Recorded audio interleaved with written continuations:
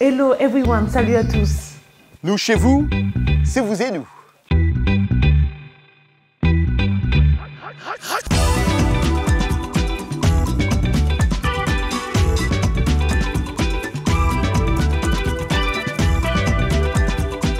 Bienvenue dans ce nouveau numéro de Vous et nous. On est toujours ravis d'être avec vous. Comme vous pouvez le constater, nous sommes encore en dehors des studios de la VOA pour répondre aux mesures barrières de distanciation sociale. Et dans cette émission, nous parlerons cette semaine de femmes mécaniciennes nigérianes. Nous irons également au Sénégal, plus précisément en Casamance, pour parler du vivre ensemble. Au-delà de la discrimination, le chanteur Salif Keita a toujours rappelé que les personnes atteintes d'albinisme sont aussi parfois des victimes de crimes rituels en raison de fausses croyances. On parle de lui dans cette édition de Vous et nous. En cette période de pandémie de Covid-19, de plus en plus de personnes circulent à vélo dans l'État du Maryland. La question hashtag Vous et nous de cette semaine est super intéressante, comme d'habitude. Nous lirons vos réponses en première partie de l'émission. Nous apprendrons l'anglais, c'est avec our teacher, Michel Joseph, comme d'habitude, et c'est dans Anglais Express. On décolle d'abord destination au Burkina. Et qui a ? Salut Roger, on démarre effectivement au Burkina Faso où la star africaine Salif Keita est arrivée jeudi dernier pour une série de concerts.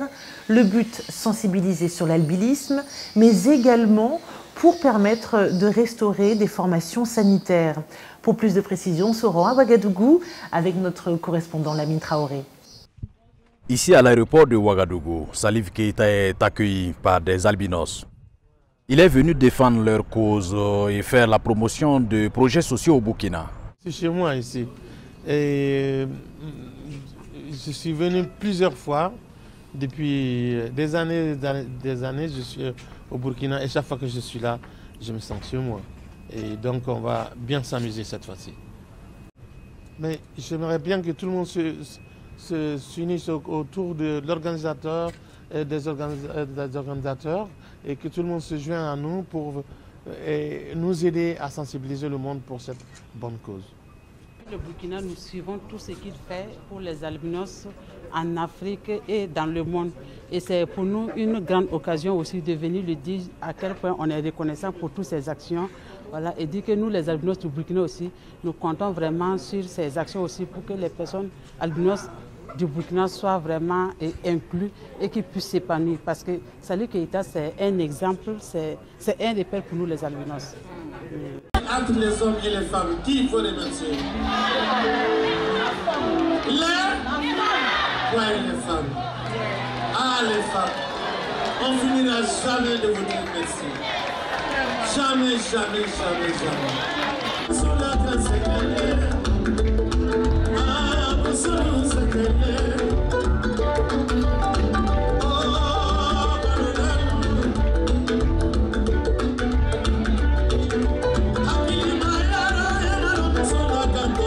C'est l'un des plus importants événements culturels avec un musicien de ce niveau au Burkina après le déconfinement. Il faut dire que cette action également s'inscrit aussi dans le cadre d'un soutien à une maternité, l'une des plus vieilles maternités de Bobo. Nous avons décidé aussi de dégager un bénéfice pour soutenir la maternité Guimé Ouattara de Bobo de la Soie. L'activisme de cette grande vedette de la musique vise donc un cadre plus large que le respect des personnes atteintes d'albinisme. En tout cas, ces dernières ne se sentent pas marginalisées dans l'organisation de sa tournée et elles l'ont bien exprimé.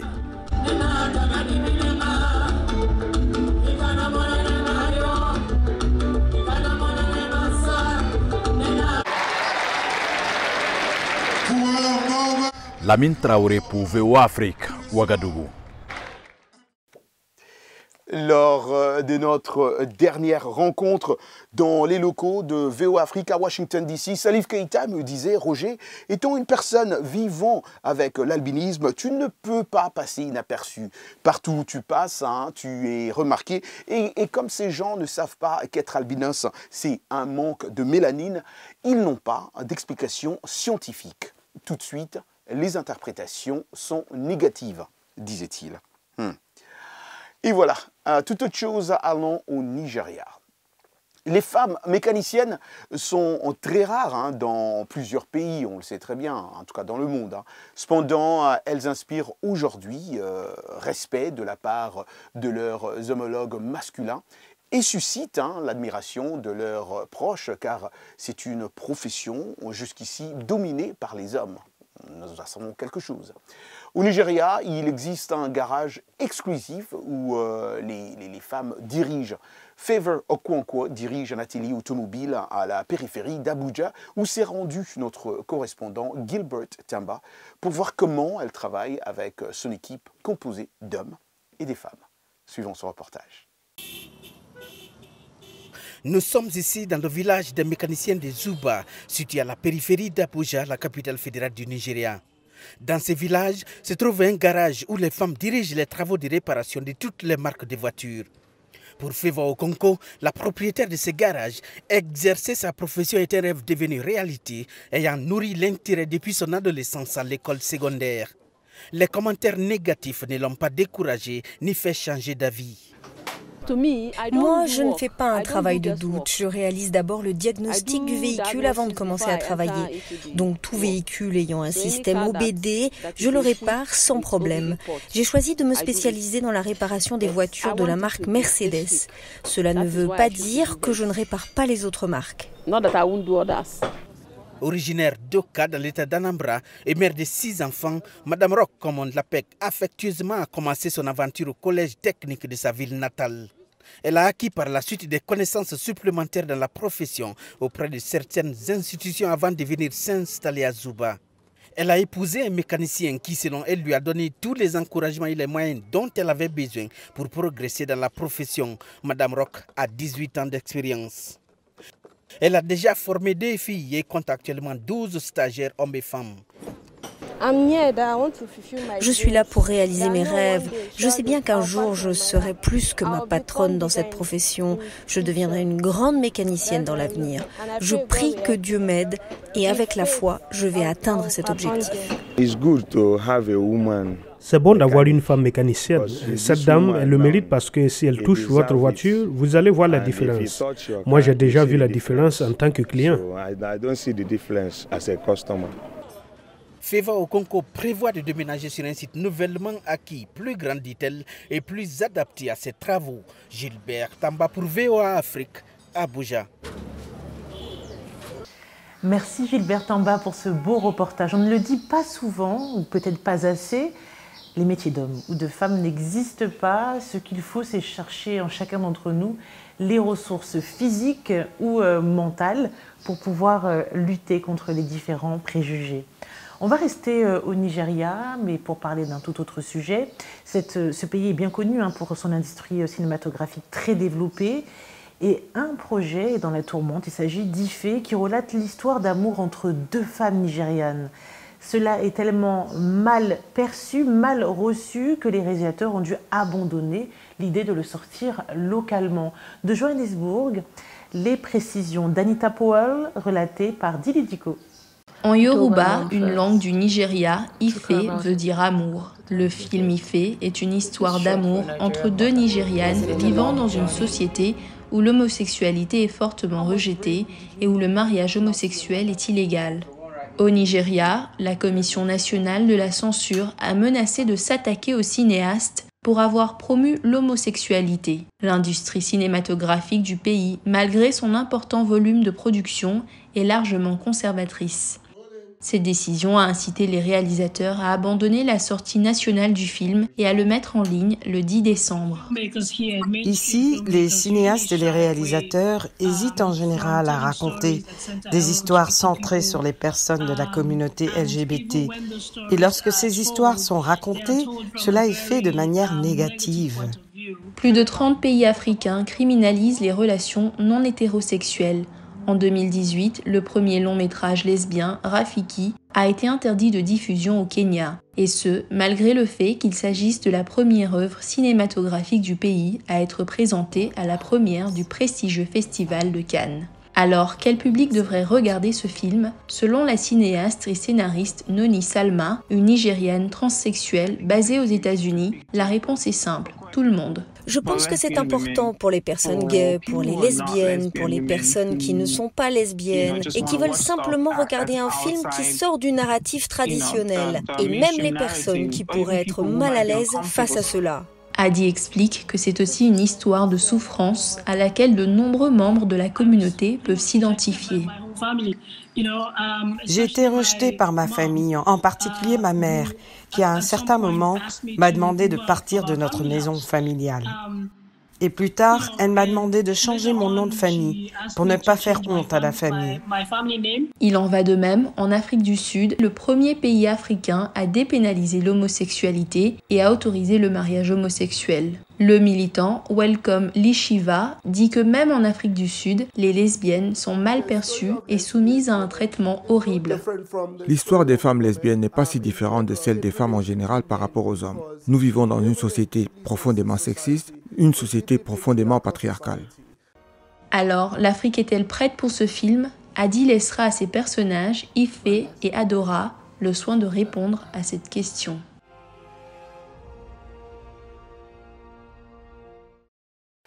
Question hashtag vous et nous de cette semaine. Il n'y a rien comme une crise mondiale pour révéler au grand jour des crises beaucoup plus quotidiennes et intimes, comme celle qui se passe derrière les portes closes. Un effet inattendu de la pandémie de Covid-19, le taux de séparation et de divorce a augmenté de manière significative en 2020. À votre avis, qu'est-ce qui pousse les gens à se séparer ? Quel est le point de non-retour au sein d'un couple? C'est ça la question de hashtag vous et nous de cette semaine, et vous êtes d'habitude nombreux à répondre et on choisit quelques-unes de vos réponses. David Numbi, Pointe-Noire, Congo-Brazzaville. Il dit nous ne pouvons négliger un aspect plus important qui est celui de l'appauvrissement des personnes ayant perdu leurs emplois durant cette pandémie, mais également la mauvaise gestion du confinement, car on oublie de profiter de cette période pour accroître l'amour et la cohésion dans la famille. On a également le commentaire de Paul Mavunda à Kolwezi. Le problème est que les hommes et les femmes ne savent pas dialoguer dans les foyers. Tati Kalembe, Kinshasa, RDC. Le taux de divorce augmente durant le confinement parce que les femmes aiment toujours l'argent. Il y a un adage qui dit « Quand l'argent est là, je suis là. Mais quand l'argent s'en va, je m'en vais. » Waouh! Là, messieurs, vous accusez vraiment les femmes à tort et à travers. C'est comme si les hommes n'aiment pas l'argent. Merci pour vos nombreux commentaires. On compte sur vous pour rester bien installés. On revient dans quelques instants, juste après une courte page de pub. À tout de suite.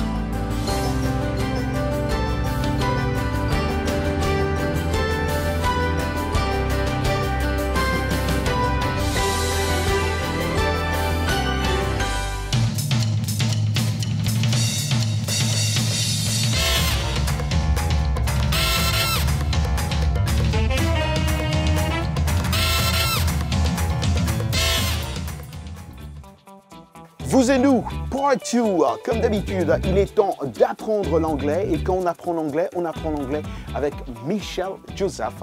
Et c'est dans Anglais Express. Bienvenue à l'Anglais Express. On continue de parler de mots ou d'expressions qui peuvent avoir un sens contraire en anglais selon le contexte. To give out, c'est-à-dire donner, distribuer. To give out, c'est aussi s'épuiser, s'achever, faillir. Par exemple, I give out candy to the kids on Halloween. Je donne des bonbons aux enfants lors de la fête de Halloween. He gave out some flyers for the event. Il distribua des affiches pour l'événement. Sens contraire. My old car gave out on me. Ma vieille voiture m'a lâché. Elle est tombée en panne. My breath gave out during the race. J'ai perdu le souffle durant la course. Autre mot qui a deux sens contraires, to sanction, c'est-à-dire to permit, permettre, soutenir, être d'accord. To sanction veut aussi dire to restrict, restreindre, gronder, punir. Par exemple, the idea was sanctioned. L'idée a été bien reçue ou bien acceptée. Autre exemple contraire, the school sanctioned the boy because of his behavior. L'école a puni le garçon à cause de son comportement. Et voilà pour l'Anglais Express. Merci Michel, vous le savez déjà, hein, mais sinon on peut toujours vous le rappeler, vous pouvez retrouver toutes les leçons d'anglais sur le site www.voaafrique, rubrique Vous et nous. Et c'est maintenant le moment de la rubrique Actualité. Et si vous aimez la boxe ou si vous avez envie de mieux la découvrir, une initiative a lieu le 18 décembre prochain à Abidjan avec un gala international de boxe IBA qui signifie International Boxing Association. Il opposera le champion d'Afrique Doumbia Youssouf à l'Argentin Abel Adriel. Selon Jimmy Traoré, promoteur de cet événement, l'objectif est d'encourager la promotion de la boxe en Côte d'Ivoire et de remettre la discipline sur le devant de la scène. En effet, rappelons qu'en Côte d'Ivoire, la boxe est un des sommets incommensurables à l'époque de Félix Houphouët-Boigny, qui était au pouvoir de 1960 à 1994. Mais entre-temps, la boxe est tombée au plus bas. Youssouf Doumbia n'a de cesse de dire que les valeurs de ce sport ont bouleversé positivement sa vie. On lui souhaite bonne chance pour ce match. Actualité toujours, vous qui adorez Dolce & Gabbana, ceci vous concerne. Hein. Les stylistes italiens Domenico Dolce et Stefano Gabbana, 62 et 58 ans, estiment que la crise du Covid, source d'énormes difficultés, hein, a été aussi un stimulus incroyable pour la créativité et l'inventivité. Cette crise les a forcés à lever le pied, à retrouver une ambiance proche de leur début. Au milieu des années 80, ont expliqué à l'AFP les deux créateurs au cours d'un entretien dans un magnifique palais de la Griffe à Milano, à l'occasion du tournage de mini-films pour les collections haute couture. Ces vidéos sur le thème cher à la maison de la famille sont diffusées en ligne et proposées en lieu et place du traditionnel défilé Covid oblige. Mais allez voir ça sur les réseaux sociaux, vous allez voir, ces images sont magnifiques, en tout cas. Je vous propose à présent de parler de la notion de vivre ensemble. À la fois intellectuelle et culturelle, j'ai assisté à la deuxième édition des Gingembres littéraires. Ça s'est passé donc en Casamance, au Sénégal. À l'initiative de ce projet, un journaliste qui s'appelle Eladj Gorgui Wad Doy. L'idée est née à Genève, puisqu'il y vit. Au départ, il avait été question de parler de la restitution des œuvres d'art africaines injustement détenues dans des musées en Europe. Aujourd'hui, on a parlé plus d'un autre sujet, donc le vivre ensemble, et je vous propose d'avoir plus de détails avec ce résumé. À Ziguinchor puis à Sédhiou, plusieurs conférences se sont tenues pour parler du vivre ensemble. Ce vivre ensemble ne peut pas s'exprimer sans la paix. En fait, on vient enfoncer une porte ouverte parce que si un lieu qui est bien cosmopolite, c'est bien la Casamance d'une manière en général, et Ziguinchor en particulier. Ici, vous trouvez toutes les ethnies, non pas du Sénégal, je dis de l'Afrique, à Ziguinchor. La première chose, c'est d'abord le cessez-le-feu, l'arrêt de la violence. Et ça, je crois que nous l'avons obtenu. Mais enfin, il faut noter que beaucoup de combattants sont encore dans leur maquis et ils ont encore par devers eux des armes. Mais tant qu'ils sont encore armés, on ne peut pas dire que la paix est définitivement établie. Et comme j'aime souvent le dire, la guerre est finie, mais la paix reste encore à construire. Pour aboutir à une paix durable, plusieurs pistes ont été proposées par les intervenants, la discussion pouvant amener au pardon, puis à la réconciliation pour permettre d'aller de l'avant. L'importance de l'instruction a également été abordée. L'Afrique doit aujourd'hui plus que jamais mener une vraie réflexion sur elle-même. D'ailleurs, la thématique générale des gingembre tourne autour. Pour le Sénégal, nous avons choisi la thématique du vivre ensemble. Mais la grande question fondamentalement concernant notre continent, le continent premier, c'est la place de l'Afrique dans le 21e siècle, souveraineté et démocratie. Parce que beaucoup pensent pouvoir connaître l'Afrique, mais malheureusement, l'Afrique est un continent très ignoré et par ceux qui l'ont colonisé, malheureusement. L'histoire est un élément important pour construire une nation, construire un individu. Et on sait que l'histoire africaine a longtemps été racontée par des Occidentaux qui parfois ont dit des choses vraies, mais qui ont aussi souvent déformé et parfois déprécié, véhiculé des préjugés, véhiculé une espèce de supériorité des civilisations occidentales sur les civilisations africaines. Et malheureusement, on s'aperçoit qu'aujourd'hui, ce passif-là est très présent dans les esprits. Et j'ai appris grâce au gingembre que dans les écoles africaines, on n'enseignait pas toujours l'histoire de l'Afrique. On continuait de transmettre une histoire qui a été formatée par les Européens. Donc il me semble très important de reprendre possession de l'histoire et que les Africains reprennent possession de leur histoire, racontent leur histoire qui est une histoire grandiose, ancienne, brillante. On a eu une présentation hier du professeur Falamé sur la charte du Mandé, exceptionnelle, qui remonte au XIIIe siècle. L'environnement, les inégalités financières, la place des femmes et ses droits ont été évoqués. La pandémie qui frappe le monde n'a pas été occultée non plus des discussions, bien au contraire. Toujours sous forme de discussion, de slam ou en chanson, les Assises 2021 du gingembre littéraire se tiendront dans la ville de Thiès, au Sénégal. Mon prof à l'université nous rappelait souvent que le bien vivre ensemble repose sur le respect mutuel, l'acceptation de la pluralité des opinions, des interactions dans l'ouverture et la coopération des relations bienveillantes, ainsi que sur le refus de s'ignorer ou de se nuire. Il disait aussi que parmi les choses les plus importantes de ne jamais ignorer le respect de la dignité humaine, de la diversité culturelle et des droits des autres, et de garantir aussi la tolérance et la compréhension. Chaque fois qu'il disait ça, c'était tellement profond que je notais parce que c'était deep, comme on dit en anglais. Et voilà, on va maintenant parler Covid-19 toujours. Et voilà, c'est l'un des rares aspects positifs de la pandémie Covid-19 et l'accroissement du nombre de personnes faisant du vélo en plein air. Ruken, ici, qui est allé à la rencontre d'un groupe d'enfants pratiquant le cyclisme dans l'État du Maryland, non loin de chez nous ici. Dili Diko raconte. Les activités routinières revêtent une importance particulière pendant la pandémie de Covid-19, qu'il s'agisse d'une longue marche dans le parc ou de petits rassemblements occasionnels respectant les règles de distanciation sociale. Dans ce quartier situé en périphérie de la capitale, Washington DC, un groupe d'enfants a commencé à faire du vélo ensemble et au fil du temps, ils sont devenus un club de cyclisme. Nous nous ennuyions tous à cause du Covid-19 car nous ne pouvions pas faire grand-chose. Nous sortions uniquement pour faire du vélo et finalement de plus en plus d'enfants ont commencé à nous rejoindre. Nous avons donc créé un club de cyclisme pour partager cette activité que nous avons en commun.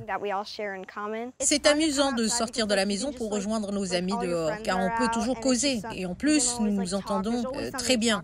Les membres du club ont choisi de s'appeler les Franklin Park Falcons. L'idée est simplement de faire du vélo en gardant la distanciation sociale à l'esprit. Les parents, qui travaillent principalement de la maison en raison de la pandémie, sont ravis que leurs enfants utilisent leur temps en pratiquant une activité sportive. Comme mon époux, je travaille à plein temps de la maison. Du coup, trouver une manière de faire sortir les enfants pendant la pandémie et leur permettre de faire du vélo avec leurs amis est tout simplement formidable.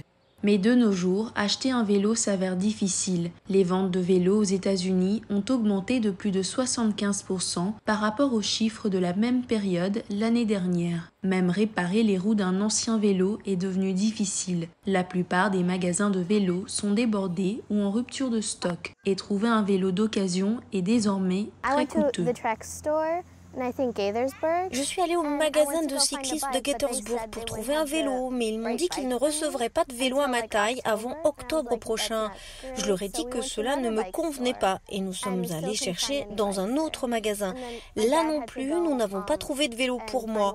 Ensuite, mon père a dû chercher un vélo d'occasion en ligne et nous avons trouvé une personne prête à vendre son vélo pour $500. C'est comme ça que j'ai pu avoir mon vélo. Pour ces enfants du club de cyclisme Franklin Park Falcons, faire du vélo en plein air signifie qu'ils peuvent avoir un peu de liberté au quotidien et échanger avec des amis entre les périodes de confinement, les cours en ligne et le stress de la pandémie. Et cela n'a pas de prix. Merci Dili Diko pour ce beau reportage et merci à nos collègues qui nous assistent dans la réalisation de cette émission. Jean-Louis Mafema, Gabi Dorsil, Salwa Jafari, vous êtes nombreux, merci à vous tous. Merci aussi à vous chers téléspectateurs et merci à nos télépartenaires partout dans le monde. Merci à tous nos collègues qui nous ont aidés à préparer l'émission. Un grand merci à vous pour votre fidélité. Et comme il est coutume de dire Roger, rendez-vous la semaine prochaine. Bye. Ciao, ciao.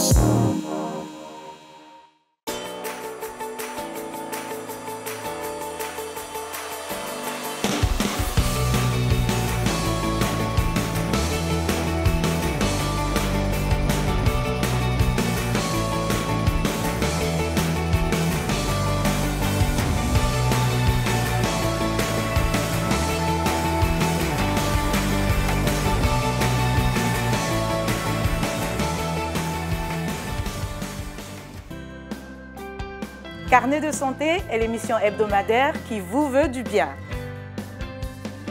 Des chroniques, des reportages, des témoignages recueillis sur le continent et ailleurs. Chaque semaine, je vous donne rendez-vous pour une consultation avec nos experts. Carnet de santé vous donne la parole pour leur poser vos questions et recueillir leurs conseils. De Washington, Linor Moudou vous propose Carnet de santé, votre nouvelle émission de santé de la Voix de l'Amérique. Roger Montou ici de RM Show sur VOA Afrique. Vous me suivez chaque jour à 20h, temps universel sur VOA Afrique pour nos sujets socioculturels que nous vous proposons ou que vous nous proposez. Laissez vos messages vocaux à notre numéro WhatsApp au 001 703 350 37 31. C'est au 001 703 350 37 31. RM Show, c'est chaque jour à 20h, temps universel sur VOA Afrique. Peace Africa!